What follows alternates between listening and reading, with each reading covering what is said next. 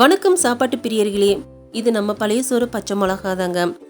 இன்றைக்கி கம்மியான இன்க்ரீடியன்ஸை வச்சு புதுசாக சமைக்கிறவங்க கூட சூப்பராக செய்கிற மாதிரி சிக்கன் சிந்தாமணி ரெசிபி தான் பார்க்க போகிறோம். வீடியோஸ்குள்ளே போகிறதுக்கு முன்னாடி நம்ம வீடியோஸை ஃபஸ்ட் டைம் பார்க்குறவங்களா இருந்தால் மறக்காமல் சப்ஸ்கிரைப் பண்ணிவிட்டு பக்கத்தில் இருக்க பெல் பட்டனை கிளிக் பண்ணி வச்சுக்கோங்க. அப்போ தான் நான் போடுற ஒவ்வொரு வீடியோஸையும் நீங்கள் மிஸ் பண்ணாமல் பார்க்க முடியும். சிக்கன் சிந்தாமணி பண்ணுறதுக்கு 1/2 kg சிக்கன் எடுத்திருக்கேன். அதை இந்த மாதிரி சின்ன சின்னதாக கட் பண்ணி வாங்கிக்கோங்க. 1/2 கிலோ சிக்கனுக்கு 200 சின்ன வெங்காயம் சின்னதாக கட் பண்ணி வச்சுருக்கேன்.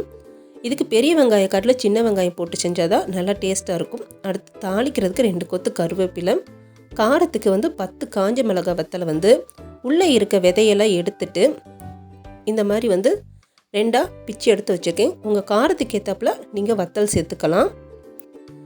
அடுத்து சிந்தாமணி சிக்கனுக்கு தக்காளி யாருமே பயன்படுத்த மாட்டாங்க. நீங்கள் ஒரே ஒரு சின்ன தக்காளி சேர்த்து செஞ்சு பாருங்கள், டேஸ்ட் ரொம்பவுமே சூப்பராக இருக்கும். அப்புறம் இஞ்சி பூண்டு பேஸ்ட் 1 ஸ்பூன் எடுத்திருக்கேன். அடுத்து 1/4 ஸ்பூன் மஞ்சத்தூள், தேவையான அளவு உப்பு, அடுத்ததான் 2 டேபிள் ஸ்பூன் நல்லெண்ணெய் எடுத்து வச்சுருக்கேன்.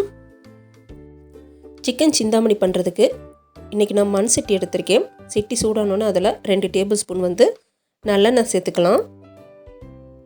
இப்போ எண்ணெய் சூடாயிருச்சு, அதில் 10 காஞ்ச மிளகாய் வத்தல் எடுத்து வச்சுருக்கோம், அதை சேர்த்துக்கலாம். இது கூடயே 200 சின்ன வெங்காயம் சின்னதாக கட் பண்ணி எடுத்து வச்சுருக்கோம், வெங்காயத்தையும் சேர்த்துக்கலாம். சேர்த்துட்டு வெங்காயம் வதங்கிறதுக்கு கொஞ்சமாக உப்பு சேர்த்துக்கலாம். உப்பு சேர்த்துட்டு வெங்காயத்தை வதக்கி விட்டுக்கலாம். இப்போ வெங்காயம் வதங்கும் போதிலே இது கூட 2 கொத்து கருவேப்பிலை எடுத்துருக்கோம். கருவேப்பிலையும் இது கூடயே சேர்த்துட்டு நல்லா வதக்கிக்கலாம். சிக்கன் சிந்தாமணிக்கு வெங்காயம் அதிகமாக சேர்த்துக்கோங்க. வெங்காயம் அதிகமாக சேர்த்தாதான் டேஸ்ட்டும் நல்லா வரும். இப்போ வெங்காயம் நல்லா வதங்கிருச்சு.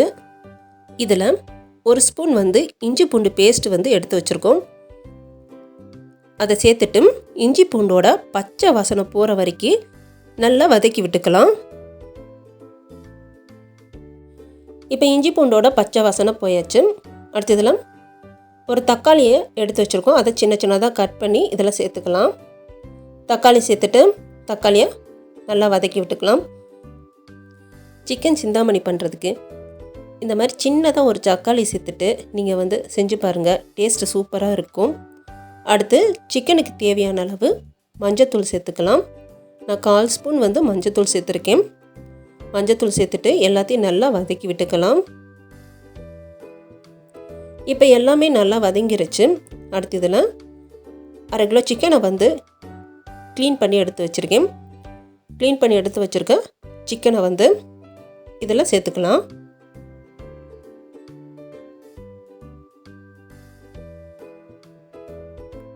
இப்போ சிக்கன் எல்லாத்தையும் சேர்த்தாச்சு. சேர்த்துட்டு எல்லாத்தையும் நல்லா மசாலாவோட நல்லா கலந்து விட்டுக்கலாம்.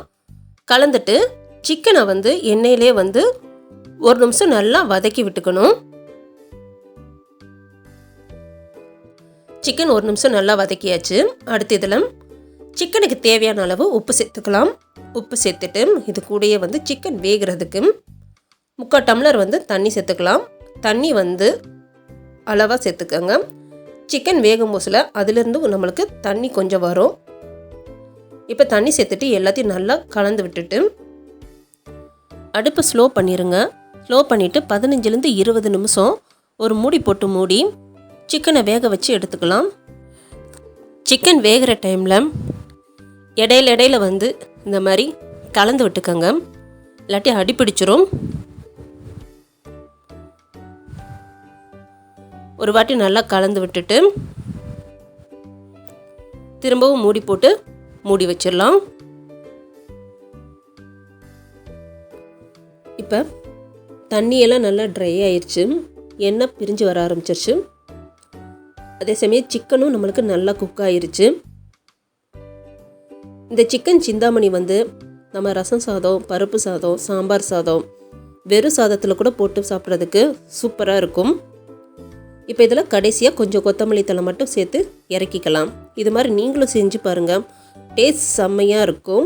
நம்ம வீடியோஸ் பிடிச்சிருந்துச்சுன்னா லைக் பண்ணிவிட்டு உங்கள் ஃப்ரெண்ட்ஸுக்கும் ஷேர் பண்ணிடுங்க. மறக்காமல் நம்ம சேனலை சப்ஸ்கிரைப் பண்ணி வச்சுக்கோங்க.